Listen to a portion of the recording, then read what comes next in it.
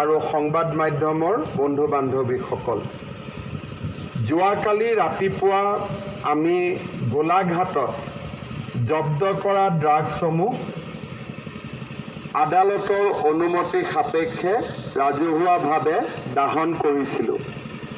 যোৱাকালি গধূলি আমি ডিফুত দাহন কৰিছিলোঁ আৰু আজি ৰাতিপুৱা আমি নগাঁৱত এই জব্দকৃত ড্ৰাগছ আমি দাহন কৰিছোঁ। হোজাইত আজি আমি এই ড্ৰাগছ জব্দ কৰিম, দাহন কৰিম। অৰ্থাৎ চেণ্ট্ৰেল ৰেঞ্জৰ অধীনত যিমান কেইখন জিলা আছিল গোটেইকেইখন জিলাতে আমাৰ ড্ৰাগছ দাহন কাৰ্যসূচী যোৱা দুদিনত আমি সম্পূৰ্ণ কৰিছোঁ।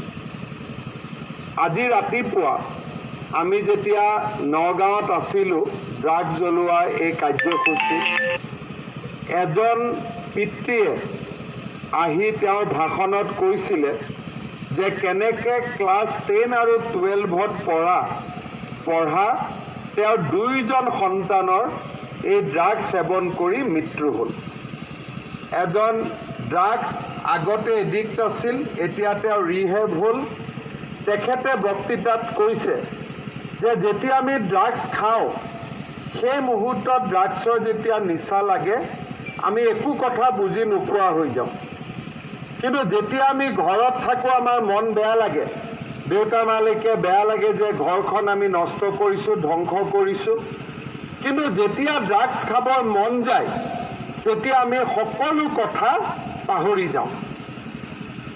একোটা পৰিয়ালৰ এক প্ৰকাৰ ক'ব গ'লে ঘৰত যদি এজন ড্ৰাগছ খোৱা ল'ৰা থাকে গোটেই পৰিয়ালটো বেয়া হৈ যায়। পৰিয়ালৰ মাটি বিক্ৰী হয়, বেংকত থকা টকাকেইটা উলিয়াই লৈ যায়, মাকৰ গহনা বিক্ৰী হয়। একফালৰ পৰা ক'ব গ'লে পৰিয়ালটো শেষ হৈ যায়। আৰু লাহে লাহে এই ল'ৰাবিলাকে যেতিয়া পৰিয়ালটো শেষ কৰাৰ পিছত একো বাকী নাথাকে তেতিয়া লাহে লাহে সৰু সৰু অপৰাধৰ লগত জড়িত হয় যাতে তেওঁলোকে ড্ৰাগছ কিনিবৰ বাবে টকা পইচা পাব পাৰে। এক প্ৰকাৰ ক'ব গ'লে এটা পৰিয়াল, এখন সমাজ এই ড্ৰাগছে নষ্ট কৰি পেলায়। আমাৰ অসমতো ড্ৰাগছৰ প্ৰচলন আমি দেখা পাইছিলোঁ।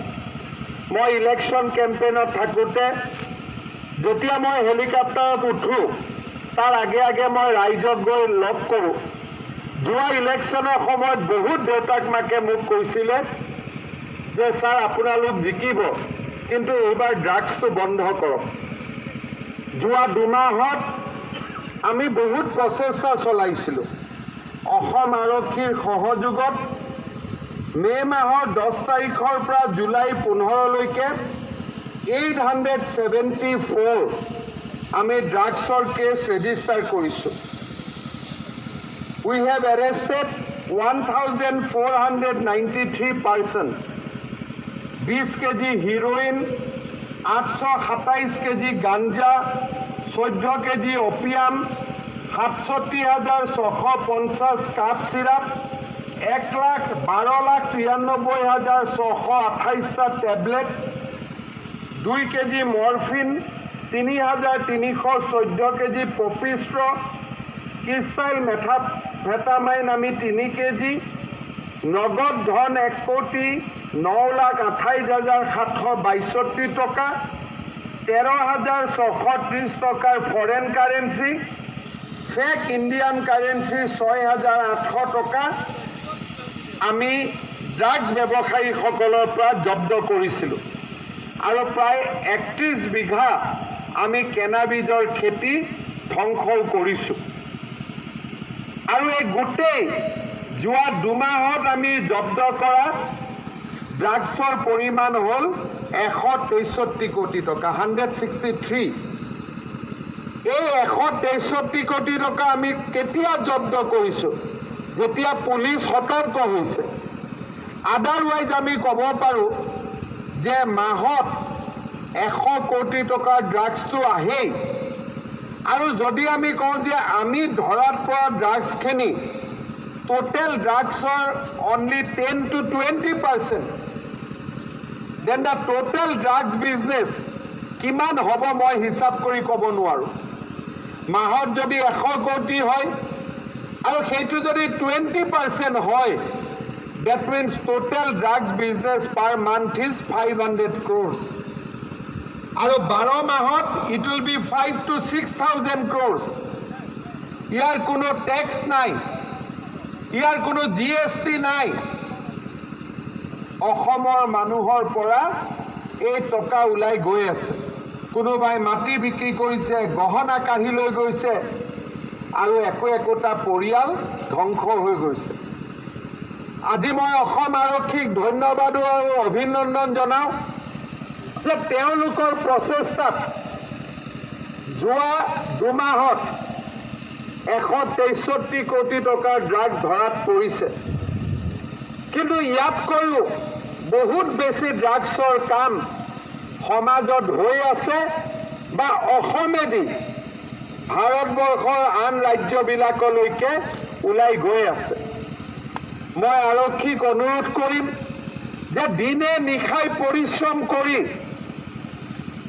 আমাৰ ড্ৰাগছৰ সাপ্লাই লাইন আমি কাটি দিব লাগে কনজাম্পশন লাইন আমি কাটি দিব লাগে স্বাস্থ্য আৰু সমাজ কল্যাণ বিভাগে লগ লাগি ড্ৰাগছত আসক্ত যুৱকসকলক ৰিহেব কৰিব লাগে যাতে ইয়াতে গ্ৰাহকো নোহোৱা হয় কিনা বেচাও বন্ধ হয় আৰু বাহিৰলৈকেও যাতে ড্ৰাগছ যাব নোৱাৰে আজি আমি হোজাইত আপোনালোকৰ সন্মুখত with the permission of honorable court আমি 324 কেজি 240 গ্ৰাম হিৰোইন আমি জ্বলাব খুজিছো 4 কেজি প্ৰায় হিৰোইন পাৰ কেজি যদি 1.5 কোটি বুলি ধৰো this is a drugs worth 7.5 crore rupees তাৰ লগত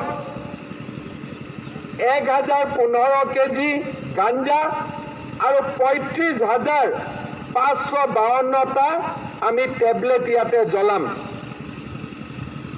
মই হোজাই আৰক্ষীক ধন্যবাদ জনাম আদালতকো মই ধন্যবাদ জনাম এই ড্ৰাগছখিনি আমাক জ্বলাবলৈ অনুমতি দিয়া বাবে আমি অসম চৰকাৰে ড্ৰাগছৰ বিৰুদ্ধে শূন্য সহনশীলতাৰ নীতিৰে আগবাঢ়িছো মই অসম আৰক্ষীক আইনৰ ভিতৰত থাকি এক্সট্ৰিমৰ পৰা এক্সট্ৰিম একশ্যন ল'বলৈ কৈছো against the drugs peddlers and drugs kingpin মই তেওঁলোকক আমাৰ যি NPDS আইন আছে NDPS আইন আছে তাৰ ব্যৱহাৰ কৰিবলৈ মই কৈছো এই আইনৰ অধীনত আমি এবছৰলৈকে মানুহক প্ৰিভেন্টিভ ডিটেনশ্যন কৰিব পাৰোঁ এতিয়ালৈকে 15টা প্ৰিভেন্টিভ ডিটেনশ্যন অৰ্ডাৰ আমি দিছো 29 মেত একেলগে আমি 6টা ডিটেনশ্যন অৰ্ডাৰো দিব পাৰিছো মই অসম আৰক্ষীক অনুৰোধ কৰিম যে উইদাউট টেকিং এনি ৰেস্ক এই ড্ৰাগ মিনান্স অসমত আমি নোহোৱা কৰিব লাগিব আৰু এই যুদ্ধ আমি চলাই যাব লাগিব আজিৰ এই বৰবুহা খেলপথাৰত অনুষ্ঠিত এই আয়োজনত আমি সকলোৱে জানো যে মানুহে বেয়া বস্তু শৰীৰত ৰাখিব নোৱাৰে কিন্তু অগ্নিয়ে পাৰে অগ্নিয়ে বেয়া বস্তুবিলাক নিজৰ বুকুত লৈ পেলাই ভাল বস্তুখিনি সমাজক অগ্নিয়ে দিয়ে আজি আমি এই অগ্নিৰ কোলাত এই বেয়া বস্তুবোৰ জাপি দিম যাতে সমাজৰ পৰা অমংগল আৰু অসুৱাবিলাক আঁতৰি যায় আজিৰ এই অনুষ্ঠানত যোগ দিয়াৰ বাবে মই চিৰাজউদ্দিন আজমল সাহেব ৰামকৃষ্ণ ঘোষ ডাঙৰীয়া শিবু মিশ্ৰ ডাঙৰীয়া আমাৰ তিনিওজন সন্মানীয় বিধায়কক মই ধন্যবাদ আৰু কৃতজ্ঞতা জনাইছো এই ড্ৰাগছৰ বিৰুদ্ধে যুদ্ধ কোনো এটা পলিটিক্যাল পাৰ্টিৰ যুদ্ধ নহয় this is a war against drug traffickers, drugs kingpin by the people of Assam. আৰু সেই ধৰণে আমি আগবাঢ়ি যাব লাগিব। হোজাই সমষ্টিৰ প্ৰাক্তন বিধায়ক শিলাদিত্য দেৱ ডাঙৰীয়াকো তেখেতৰ উপস্থিতিৰ বাবে ধন্যবাদ জনাইছোঁ। আৰু আজি গুৱাহাটী আৰু দেশৰ বিভিন্ন স্থানৰ পৰা অহা সংবাদ মাধ্যমৰ বন্ধু বান্ধৱসকলক মই ধন্যবাদ জনাইছোঁ আৰু সকলোকে আমাৰ লগত একেলগে এই ড্ৰাগছ দাহন কাৰ্যসূচীত অংশ ল'বলৈ অনুৰোধ কৰিছোঁ। ধন্যবাদ। জয় হিন্দ, বন্দে মাতৰম। ধন্যবাদ ছাৰ। ইয়াৰ পিছতে আমি হোজাই জিলা আৰক্ষী প্ৰশাসনৰ দ্বাৰা জব্দকৃত ড্ৰাগছ আৰু নিচাযুক্ত দ্ৰব্যসমূহ প্ৰদৰ্শন কৰাৰ বাবে মুখ্যমন্ত্ৰী মহোদয়ক যাবলৈ অনুৰোধ জনাইছোঁ।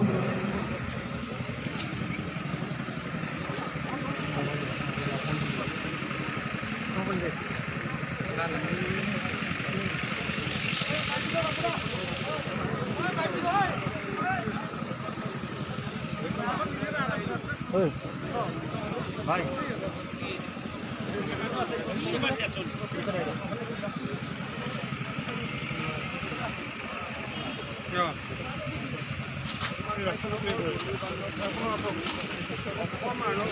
চেণ্ট্ৰেল ৰেঞ্জৰ অধীনত থকা গোলাঘাট, নগাঁও আৰু হোজাই আমি ড্ৰাগছবিলাক জব্দকৃত ড্ৰাগছবিলাক দাহন কৰিবলৈ সিদ্ধান্ত লৈছোঁ with the permission of the court.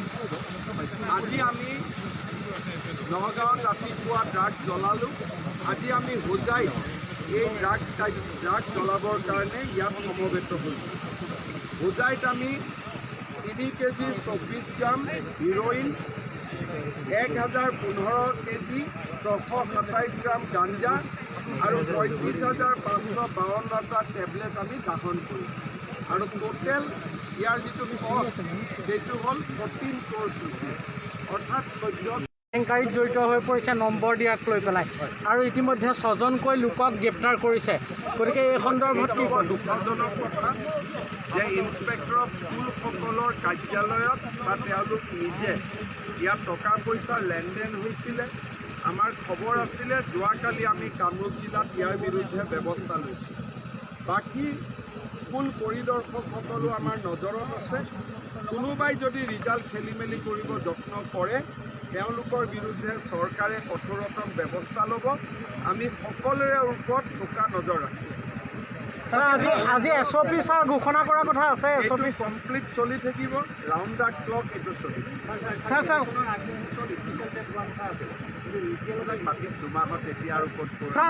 SOP আজি ঘোষণা কৰাৰ কথা আছে। আজি SOP ফাইনেলাইজেশ্যন হ'ব, কিন্তু SOP বৃহস্পতিবাৰৰ পৰাহে কাৰ্যকৰী হ'ব। ছাৰ আপুনি 15 আগষ্টৰ আগত শিক্ষা বিভাগত অনুষ্কা পাক নিযুক্ত দিয়া হ'ব বুলি কয়, কিন্তু বাহিৰ অন্যান্য বিভাগত দিব নেকি ছাৰ? এতিয়া আমাৰ অন্যান্য বিভাগত কম্পেনশ্যনত এপইণ্টমেণ্ট ইমান বাকী নাই, কাৰণ 2017ৰ 1 এপ্ৰিলৰ পৰা কম্পেনচেশ্যন এপইণ্টমেণ্ট বন্ধ হৈছে।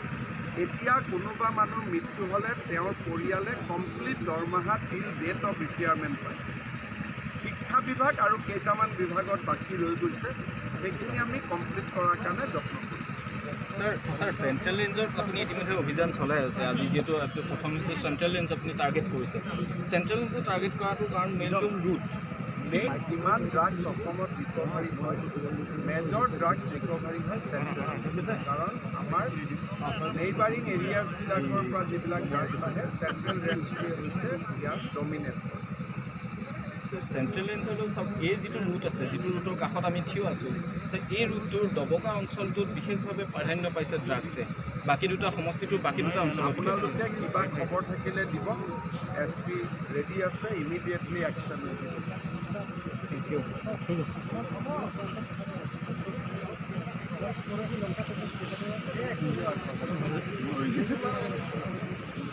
ঠিক আছে।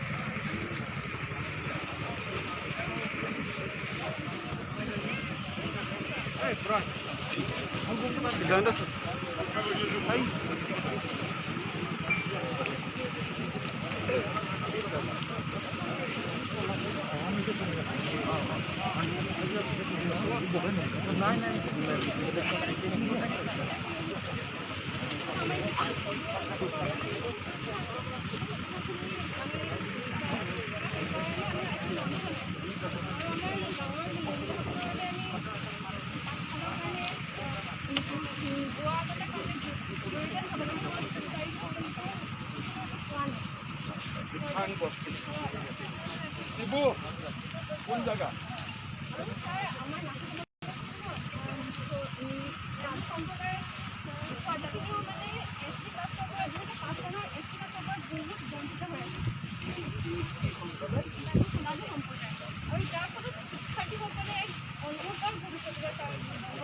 তোমালোকে মই MLA ইয়াতে মই কৈ দিছোঁ আৰু মই নিজে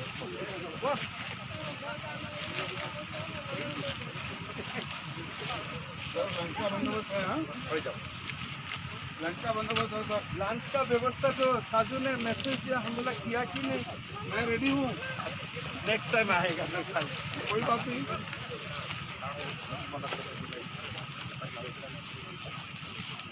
लेकिन नेक्स्ट टाइम थोड़ा टाइम प्लीज रुकिएगा, प्रेजेंटेशन दिखाऊंगा आपको मैं। अंकल है क्या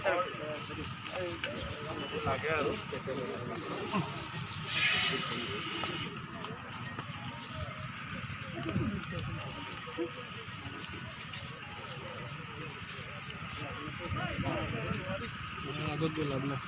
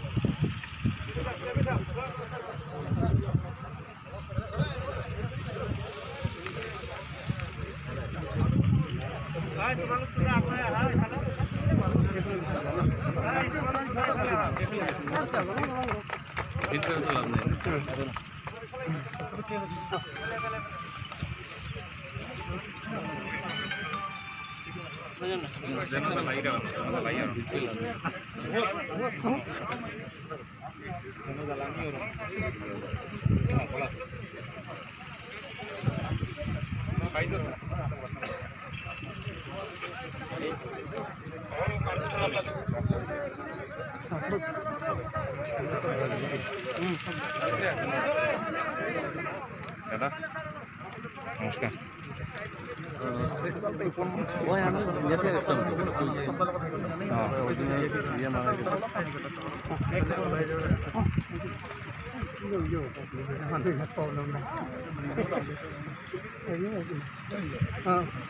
ঠিক আছে।